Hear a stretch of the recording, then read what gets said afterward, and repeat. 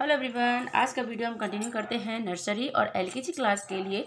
जैसे कि अभी फाइनल एग्जाम्स आ रहे हैं तो हम बच्चों को किस तरीके से तैयारी कराएं, किस तरह से उन्हें वर्कशीट्स दें कंप्लीट करने को, क्योंकि अगर हम चाहते हैं कि बच्चे एग्जाम्स में अच्छा करें, अच्छे मार्क्स लाएं और उनको जो सिलेबस है वो अच्छे से कंप्लीट हो, इसके लिए उनके लिए एक अच्छा रिविज़न कराना बहुत ज़रूरी है और अच्छे रिविजन के लिए एक अच्छी वर्कशीट का होना बहुत ज़रूरी है।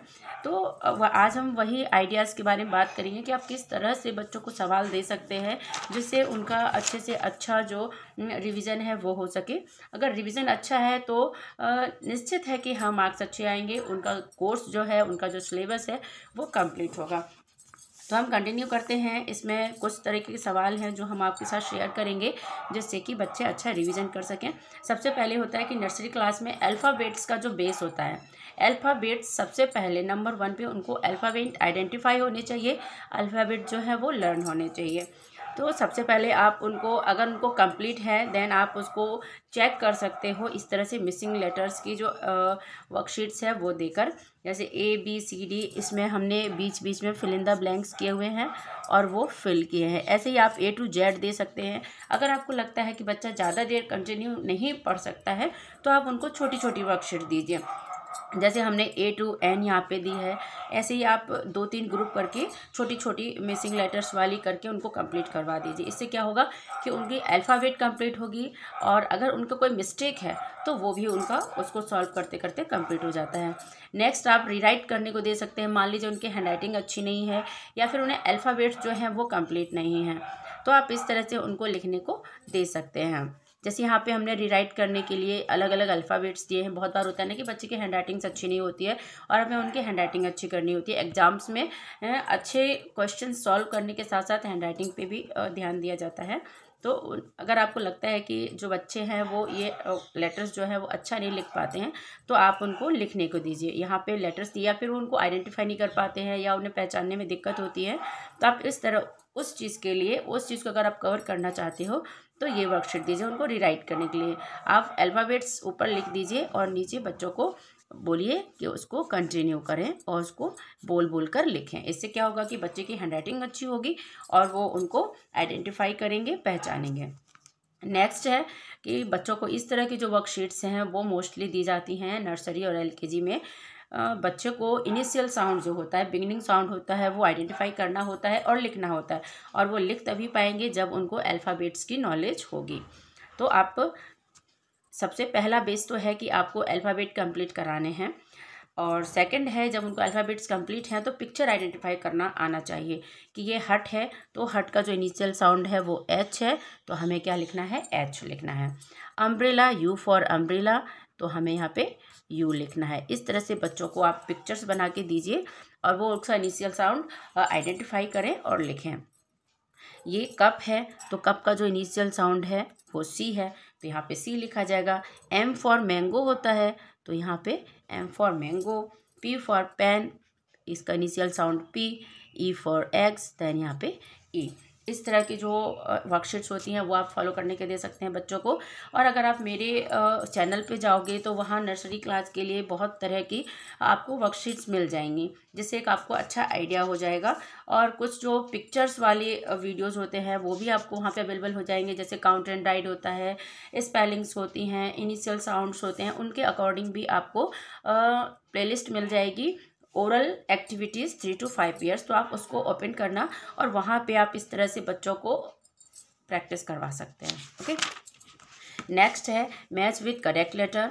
अल्फ़ाबेट्स उनको आइडेंटिफाई हैं, इसके लिए आपको इस तरह से वर्कशीट जो है, वन साइड आप अल्फ़ाबेट्स लिखिए, सेकंड साइड भी अल्फ़ाबेट्स लिखिए और उनको मैच करने को दीजिए कि सेम लेटर को उनको करेक्टली मैच करना है। जैसे हमने यहाँ पे लिखा है AKML KLAM, यहाँ पे हमने लिखा है, और A से A को मैच किया है, K से K को मैच किया है। ऐसे ही यहाँ पे आप बच्चों के अकॉर्डिंग जैसे आप प्रैक्टिस कराना चाहते हैं, एक लंबी वर्कशीट दे सकते हैं, एक छोटी वर्कशीट दे सकते हैं, जैसा भी आपको सही लगता है।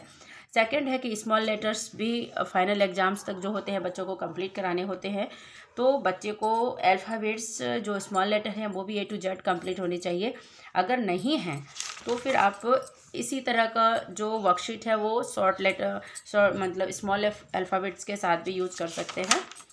और अगर कंप्लीट हैं तो आप उनको इस तरह से रिवीजन दे सकते हैं। जैसे यहाँ पे लिखा हुआ है, या तो आप बोल सकते हो कि जो स्मॉल है उसको कोई और कलर से कलर करने को दे सकते हैं, जो कैपिटल हैं उनको अलग कलर से कलर करने को। जैसे हमने यहाँ पे लिखा है कि सर्कल द स्मॉल लेटर, हमने इसमें से सिर्फ स्मॉल लेटर्स को आइडेंटिफाई करके सर्कल करने को दिया हुआ है। आप चाहो तो आप कैपिटल और स्मॉल दोनों मिक्सअप है, आप बोल सकते हो कि जो कैपिटल है उसको ब्लू कलर में सर्कल करो और जो स्मॉल है उनको रेड कलर में सर्कल करो, तो बच्चे दोनों आइडेंटिफाई करेंगे और कलर वाइज उसको सर्कल करेंगे। ओके, तो ये भी स्मॉल लेटर्स और कैपिटल लेटर के लिए अगर आप बच्चों को तैयारी करवाना चाहते हैं तो ये जो वर्कशीट है उसको फॉलो कर सकते हैं।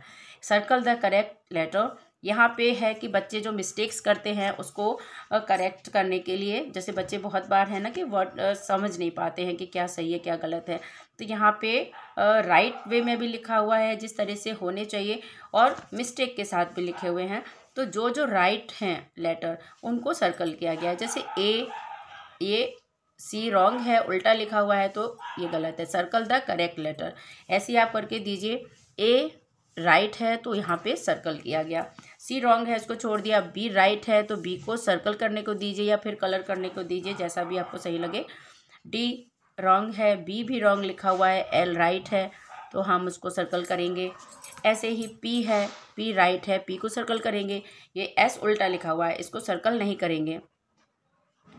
आप ऐसे ही बच्चों को लिख के दीजिए। इससे क्या होता है ना कि बच्चे लेटर पे ध्यान देते हैं, कंसंट्रेट करते हैं, तो वो उसको अच्छे से आइडेंटिफाई करते हैं और समझते हैं।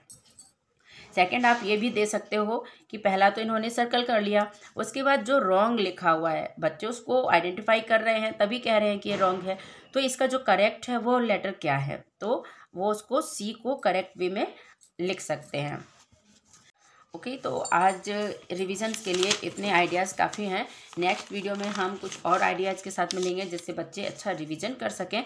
तो नेक्स्ट वीडियो में हम नेक्स्ट और वर्कशीट आइडियाज़ लेके आएंगे जो आपके लिए हेल्पफुल हों, बच्चों की स्टडी में हेल्पफुल हों।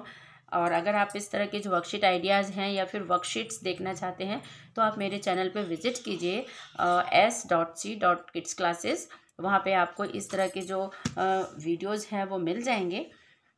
आप प्लेलिस्ट ओपन कर सकते हैं, वहाँ चेक कर सकते हैं और हर तरह की वीडियो हैं, पिक्चर वाले भी हैं, ओरल एक्टिविटीज़ के लिए भी हैं। तो आप ओरल एक्टिविटीज़ के लिए जाके चेक कर सकते हो, उस प्लेलिस्ट में ओरल एक्टिविटीज़ प्लेलिस्ट है। और बाकी नर्सरी LKG क्लास की इस तरह की वर्कशीट भी है जिसमें हमने उसको पूरा लर्निंग वीडियो के साथ किया हुआ है और वीडियोज़ के साथ साथ थोड़े टिप्स भी हो जाते हैं, क्योंकि शुरू में होता है कि बच्चों को थोड़ा जब तक हम समझते हैं कि हाँ बच्चों को किस तरह से हमें कंप्लीट कराना है, तब तक होता है कि वो साल निकल जाता है, बच्चा नेक्स्ट क्लास में पहुंच जाता है और बच्चे की प्रोग्रेस के साथ नेक्स्ट क्लास में उसे पढ़ाने का वे भी है वो भी थोड़ा चेंज हो जाता है। तो इससे अच्छा है कि जो मेरा एक्सपीरियंस है, मेरा भी एक्सपीरियंस है, बच्चे बड़े हो गए हैं तो हमें भी आइडिया है कि हाँ बच्चों को किस तरह से कंप्लीट करना चाहिए। तो हो सकता है मेरे जो आइडियाज़ हैं, मेरा जो एक्सपीरियंस है आपके लिए हेल्पफुल हो। तो नेक्स्ट वीडियो में मिलते हैं, तब तक के लिए thank you and have a nice day.